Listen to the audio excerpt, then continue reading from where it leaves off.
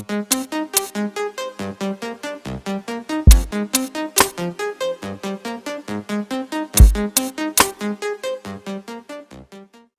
today I really wanted to, take the bike for a spin, and this is not a route that I'm like super familiar with, but there was like bikes and as well as some cops in the way. But overall, I had a blast. I'm not super familiar, so I took it slow, specifically since I just put these clip-ons and I really wanted to get a feel for how the bike was feeling, how the bike is reacting. Now that's like 2.5 inches lowered, so I really wanted to see if I was able to take turns in the same way I used to carve turns before. So I was not super aggressive, but I think I proved the point that you can still lower your bike and make it feel still nimble. Doesn't feel like sluggish or like the rear end want to do something different to what the front end is trying to do. They all actually continue to work together as expected. So just couple turns that I'm taking on this route in Arizona, which is it was perfect morning for this. All right, enjoy it, and then I'll be doing a walkthrough of the bike at the end of the video.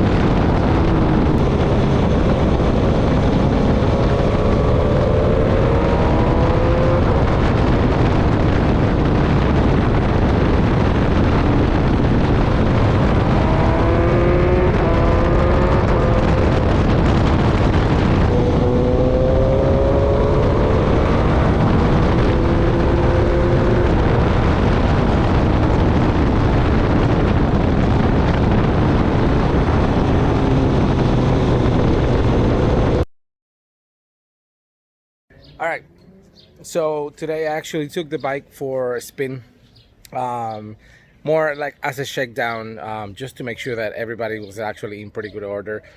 If you have been following all the modifications and changes that I made so far, I changed the handlebar for clip-ons.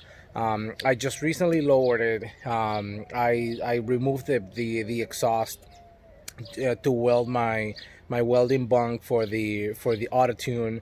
I added the power commander, the computer, Nitrous system, a bunch of things, and once in a while I like to take it out because I've been spending too much time making modifications and you don't realize sometimes you miss stuff, and there's like bolts that you forget to tighten and that sort of thing. So I like to take it for a shakedown this morning, make sure that everything was okay. And also I'm still gathering more information with the AutoTune, so I'm expecting the map just to get better and better every time. So I did a lot of commuting today, some canyon carving that you probably already saw in the video. In the last couple of weeks, a few people have sent me messages through either Instagram or even like comments on YouTube on some of the videos, asking specifically to talk about a little bit about the current setup on the bike. So I decided just to take the opportunity to on this short video to show you how the bike stands. By any means I'm bragging about what I have, I'm just showing you what I've done so far. So in case there's any interest in any parts that you might want to do in the future and you might be interested in, just shoot me an email, shoot me a message through either Instagram at @2mod or not 2mod, or a comment, and I'll be more than happy just to share. So let me just flip the camera now, and I'm just gonna go ahead and share everything that I've done with the bike so far. All right, so starting from the back, I powder coated my blocks, but those are still, you know, of course, the OEM ones. This exhaust is not even meant for the bike. This is a exhaust that I have from a different bike, which I hooked up with my link pipe, which is this one, which I painted black. But essentially, this is a link pipe you can buy from eBay, which, you know, it has a 3-inch coupler or terminal in here, which meets with your existing exhaust. And then I have my frame sliders, which I have already used, and I'll show you on the other side so you can tell exactly what happened with this bike. In case you, I have my rear sets, which I powder coated as well, but they're still the OEM ones. And then I have my Nitrous system, which it's, you know, as you probably have seen already, it's in the back. In case you're wondering, I do run belts or straps for when I'm drag racing. I don't like to leave them all the time, but lately I've been, you know, leaving them in the bike even when I'm not racing. You know, of course they're still tight, so I just tied this a little bit so it's not flopping around. But essentially, this is a kit which I think, if I'm not mistaken, this is a 108 millimeter, which is the spacing between the center and the 2 bolts, and that's pretty standard. And this is a Brock's strap you can get from Brock's Performance. And then let me see what else.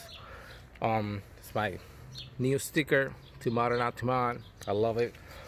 And then going from this side, I guess, before I go to the more obvious stuff, this is the residuals of me actually hitting a car and slamming the bike on the ground. This was a couple years ago. Someone was actually on the bicycle lane, and they were stranded, a BMW actually, and they opened the door, and I swerved, and I lost, I guess, kind of like, I was paying attention to the road, and this lady all of a sudden, she opened the door and forced me to swerve. And when I swerved, I kind of like got distracted for a second, and when I went back to the front, I had a Mercedes in front of me, and I just ended up like rear-ending that Mercedes. So that wasn't fun, but nothing happened, so I'm happy. And in case you haven't seen it, this is the latest modification I did to the bike, which is the exposed counter sprocket, using the OEM one, which I ended up like painting, so it looks pretty decent. And I also just installed the adjustable stand, because of course I have my bike lowered, which, as you can tell, it's lower. That's like the clamp on top, so it's about 2.5 inches lowered. So in order to lower the bike as well, I have my links from T-Rex. As of right now, they are on the lowest point, which is 2.5 inches, which is the same amount of drop that I have in the front. And then, of course, you gotta have your "To Modern Not To Mod" sticker. And then I have my Vortex rear sprocket, which I have, you know, different gearings. I have like multiple iterations and multiple like different sprocket combinations that I'm trying and testing. And the other stuff, getting rid of the handlebar and replacing the handlebar with a more traditional clip-ons that you will find on any sports bike, which they are from Woodcraft. And this is a 50 millimeter clamp with a standard 7/8 bar, which I think it's a 12 inches from here to here. And I have this, you know, still temporary Nitrous purging or arming switch that I'm still using, which I'm expecting to relocate somewhere here at some point. It's strapped. I think maybe better to see it in here. You can see that it's a riser. It's a 25 millimeter riser from the base of the fork clamp all the way to here, and then these has on the inside a 7-degree adjuster. So this will give you the ability to move it forward and backward. And when you're doing this is not just only like moving forward and backward. It's in reality like going forward and it'll be like tilting to the back or tilting forward, which is great. It gives you a lot of like adjustability. So let me just give it a It looks messy in here because I still have all the cables still showing and stuff, because I'm still dealing with that. I'm still looking for the final placement for this, which this is just a temporary bracket. I'm just gonna be like relocating these buttons somewhere in here. I'm sorry, in here in the middle. But anyway, let me just focus on how the clip-ons look. I actually rode for the first time today. I did about maybe anywhere from like 70 to 100 miles today, and I have to say I love it. Like the stands, and I thought I'll be honest, I was a little bit skeptical, and I was a little bit scared, thinking that I lost and messed up with the ability of the bike, having that upright position, and it's definitely more aggressive, but I like it. So if you are tall, which is not my case, I think it's going to be very easy for you to transition to this, and if you're not, it doesn't matter. I'll just give it a try. I think I like it a lot. It's been great. So this is a great look for the bike. Last thing I was gonna say is this is the Pod 300, which give me the ability to control, monitor, control the AutoTune, and make fuel adjustments and monitor every channel that I have available through the AutoTune and through the Power Commander. As well, I just configured today the warning lights, so anytime I'm hitting any AFRs beyond the parameters that I set up in my bike, the lights are gonna either come up red, orange, or green. So this is how the bike looks from the side. You have sprocket, like lowering links at the bottom. You have your exposed kind of sprocket, and then you have the whole bike, which is lowered. You have the straps on both sides, and that's how it looks from the back. And then this is the bike from the right side.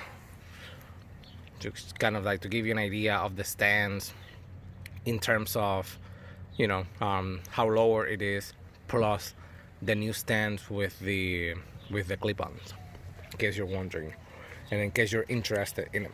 I'll be more than happy to share any information that you may want. Yeah, thank you a lot for the questions and the comments. Like, you guys have been super kind with me. I mean, I'm not an expert, but I like to read, and I like to share everything.